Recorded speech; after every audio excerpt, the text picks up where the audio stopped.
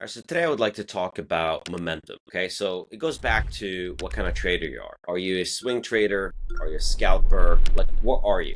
Where do you thrive? I thrive when there is momentum in a stock or an index ETF. Okay, so what I'm going to do in this video here is just kind of break it down to you. So when you look at a chart, you will be able to say, yes, this is momentum. This is perhaps an opportunity for me versus perhaps, okay, let's just stay out of it because nothing's going on. Okay, so I'm gonna break it down in very simple terms. So the first question is, what is momentum?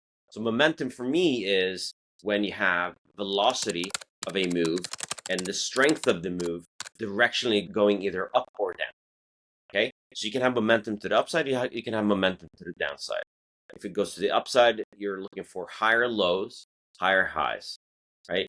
And so what does speed mean, right? What does velocity of a move mean? Or what does the strength of a move mean? We're going to kind of look at a few different examples here that I think will give you a really good perspective on what to look for when you're looking at a chart and therefore making the conclusion, yes, this is momentum, or no, it's not. I should just sit on hands. So what are we looking at here? Right, we're looking at chop, right? Is this momentum? If you ask me, I would say no. A couple reasons why, right? We are trading in a very narrow range. The candles are very small, and it's just very little opportunity here to make, proper money, right? Because in order to make money, especially if you're trading options, you have to catch a nice kind of directional move, either to the upside or the downside. And what you do care about while trading options is simply time, right? Time is a big factor when it comes to options. And so a quicker move has a higher volatility. With higher volatility, you have more premium coming into it and therefore more value. So this is, for me, a really good example of no, this is not momentum. Now, just scrolling to the right here, going into 2025, look what's happening, right? And of course, what we're looking at here is silver. And I'm using it as an example because it's a really good example of perhaps extreme momentum. And it doesn't always have to be like this. But I think in order to understand a concept, it's always nice to look at extremes. It gives you a really clear picture of what we're talking about.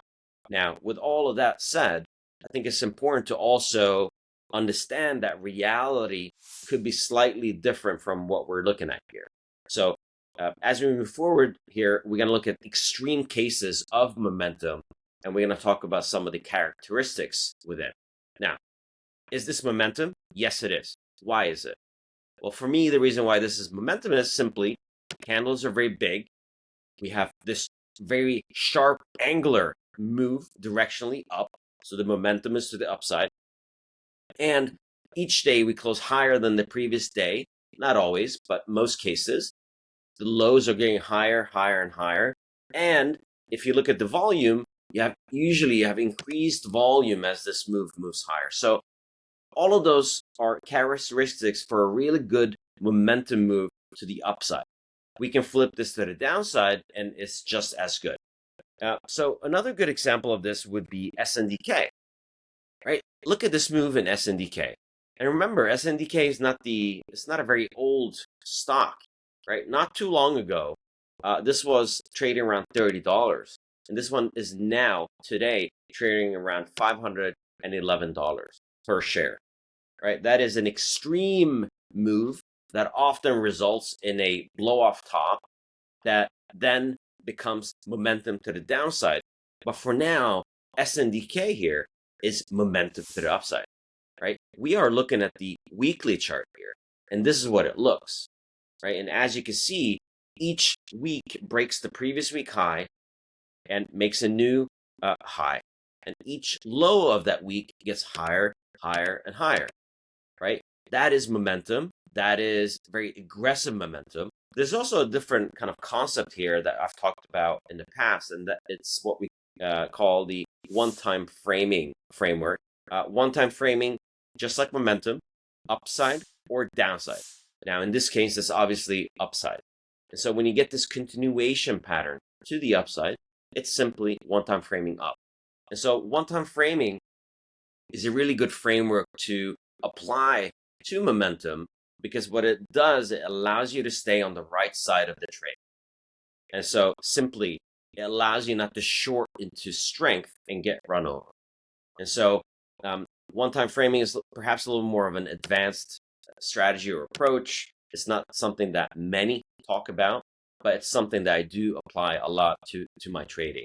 And what we've looked at here are examples of one-time framing and momentum to the upside on a fairly high time frame, right? We've looked at the daily, we've looked at the weekly. Now, there are obviously examples of this intraday as well. And so if we look at silver, and we look at silver on the 10-minute chart, you can see that yesterday before the close, we saw this beautiful move to the upside.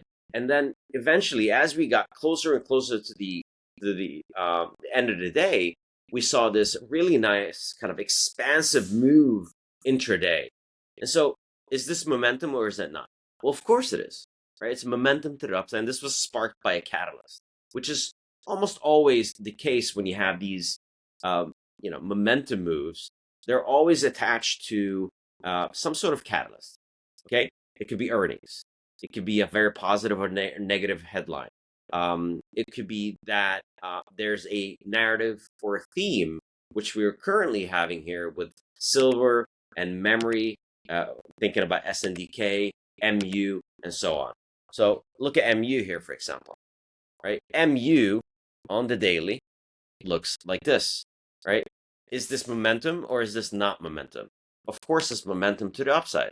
There's a theme, a catalyst wrapped around this, and it's propelling it to the upside. Like, is it wise to short right here? I would say not. It'd be wiser to just wait for some sort of catalyst, some sort of indication, some sort of reversal with some volume, and then perhaps then can you kind of attack it to the downside. But for me right now, it's hands off. It's more about buying the dips and riding this momentum to the upside. And so another good example would be NVIDIA, right? NVIDIA went from momentum to no momentum, right? We have not done anything since August of 2025. We have just been very range bound, I would say. Okay, we've been trading between, let's just say, 170 and 200, a 30-point range for NVIDIA. For a $4 trillion company, it's quite a lot, but we have not done anything. So has it been easy to trade NVIDIA?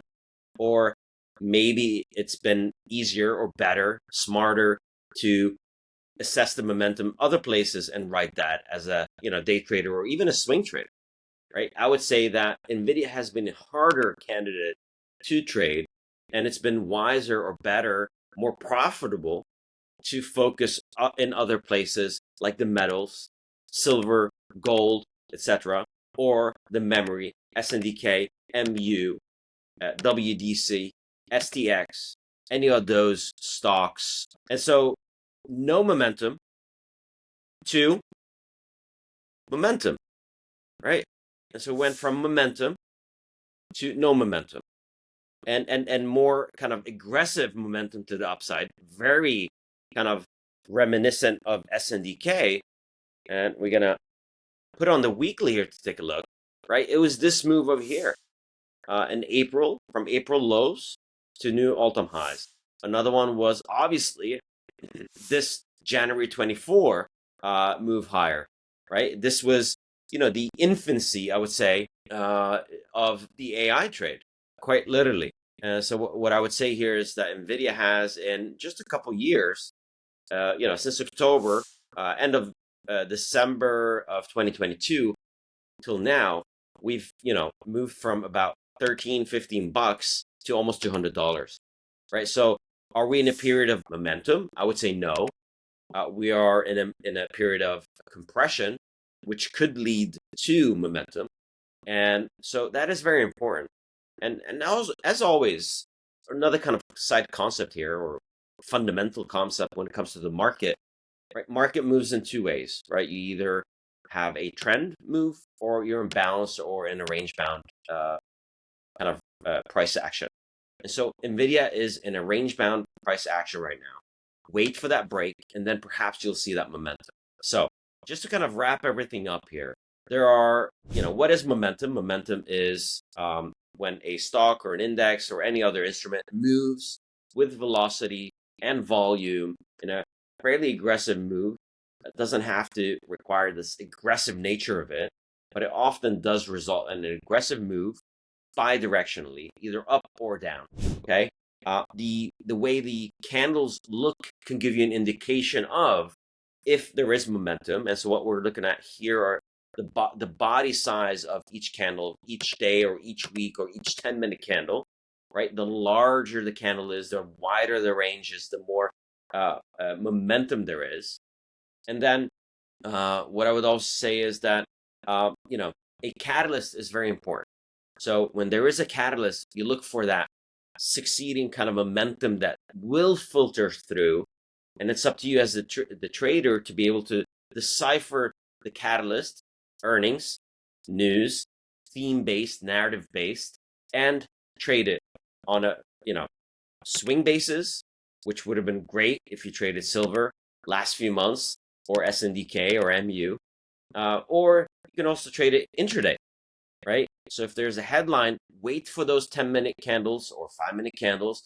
And if you start seeing this momentum coming in where the sellers are unable to push prices lower, every time it dips, it gets bought up very quickly. And you have this very quick kind of counting up and down between the bid and the ask. You have this fight, and it keeps creeping higher, higher, and higher. The bid creeps higher and higher and higher. That is price moving higher. You have more participants ready and able and willing to pay higher prices.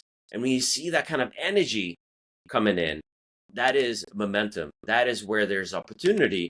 And for you, that is where you want to be. You do not want to be trading NVIDIA the way it is right this second, right? What you want to do is trade NVIDIA where it was in end of 2022 or the bottom of this April dip that we saw in 2025. So I hope this gave you a really nice kind of overview of how I see momentum. Obviously, like with everything else when it comes to trading, it's fairly subjective, right? Everybody has their ways of seeing things in the market. This is how I see things. This is how I've learned to see it in the lens of price action. And it served me really, really well over the years, and I hope it does with you as well. So if you like this video, feel free to hit the like button. It helps me and it helps others see this same video. And have a great day.